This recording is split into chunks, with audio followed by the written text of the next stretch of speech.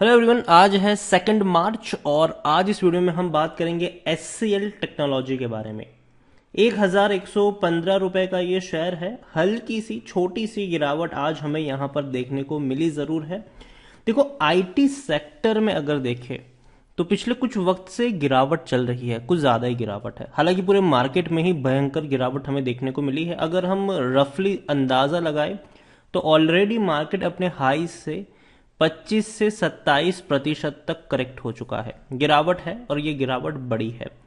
लेकिन एक चीज हर कोई जानता है कि ऐसी गिरावटों में खरीदारी के भी मौके आपको काफी ज्यादा देखने को मिल जाते हैं। और जब भी मार्केट टूटता है, शेयर सस्ते मिलते हैं और तब खरीदारी के अच्छे खासे मौके आपको उसी गिरावट वाले मार्केट में देखने को मिलते हैं। वीडियो में इस बार हम एचसीएल टेक्नोलॉजी की बात करेंगे। 1115 रुपए का शेयर है। पिछले एक महीने में अगर हम देखें तो पिछले एक महीने में एचसीएल टेक्नोलॉजी में 5% की गिरावट है। आप देखेंगे तो धीरे धीरे ये करेक्ट हो रहा है, टूट रहा है। लेकिन अगर एक साल की अगर हम बात करें तो पिछले एक साल में एचसीएल टेक्नोलॉजी के शेयर में 17% का ग्रोथ है।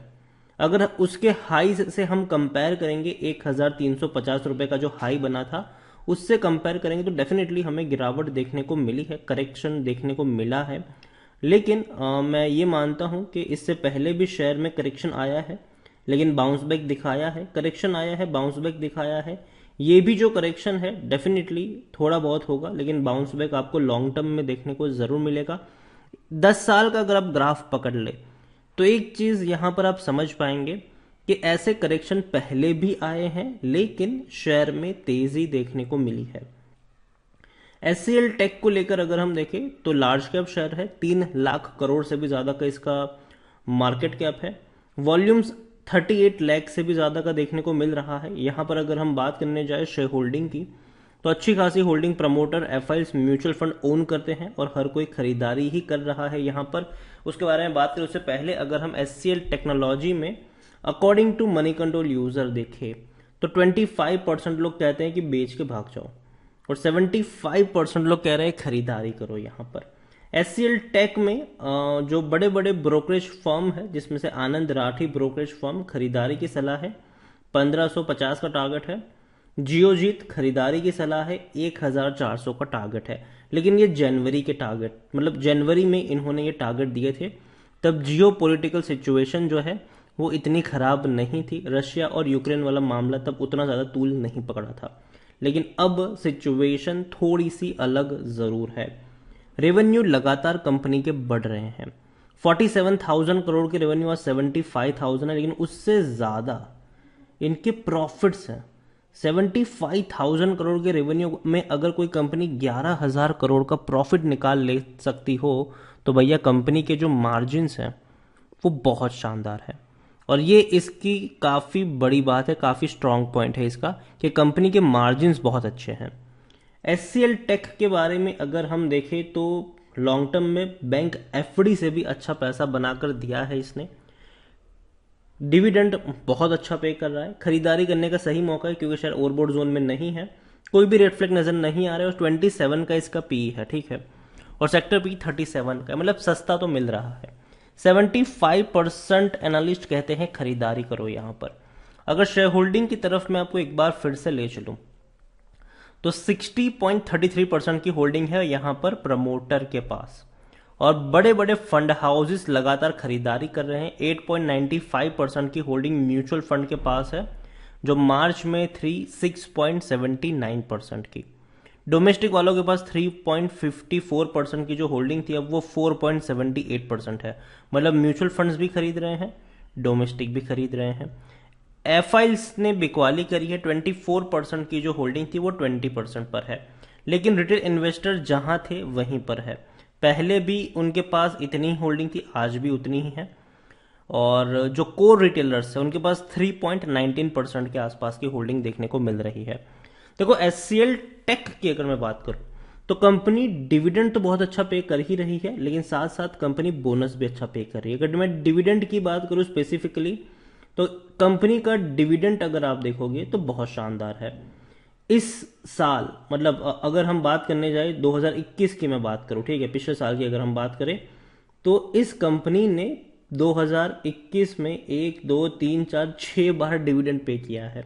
हालांकि ये जो एक्स डेट है ये इस साल का आप मान सकते हो, 2022 का मान सकते हो, मतलब 5 बार इन्होंने डिविडेंड पे किया था पिछले साल। 10 रुपए का, 6 रुपए का, 6 रुपए का, 10 रुपए का, 4 रुपए का। मतलब भैया बढ़िया डिविडेंड पे करती है, और इवन इस साल भी 10 रुपए का डिविडेंड पे कर चुकी है ये कंपनी। तो डिविडेंड के मामले में कंपनी अच्छा पैसा आपको दे रही है। और जहां तक बात है बोनस की भी, 2019 में, 2015 में, 2006 में कंपनी अच्छा बोनस भी दे चुकी है।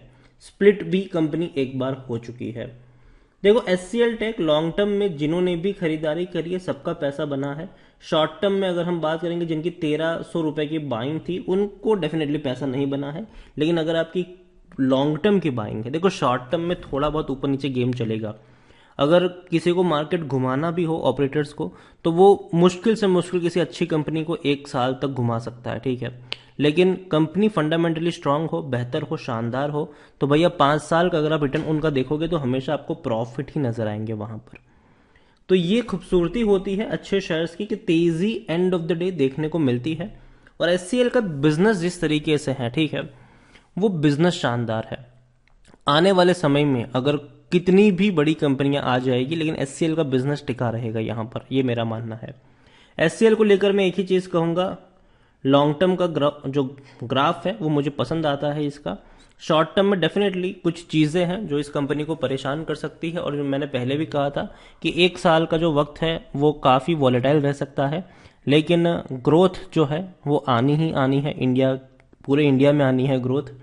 तो जो अच्छी कंपनीज है ऐसे में अगर टूटती है, खरीदारी के मौके हैं।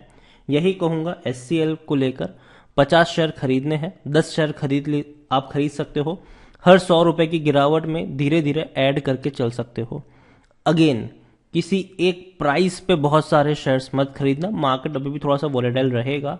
और जो रशिया और यूक्रेन वॉर की जो परिणाम है वो धीरे धीरे दिखना शुरू होंगे, एकदम से नहीं दिखेंगे, धीरे धीरे दिखना शुरू होंगे। और तब मार्केट थोड़ा सा भी अगर वॉलेटाइल होता है तो वहां पर नीचे की तरफ खरीदारी के मौके होंगे। तो पैसा है तो बचा के रखिए और धीरे धीरे जेब से निकालिए।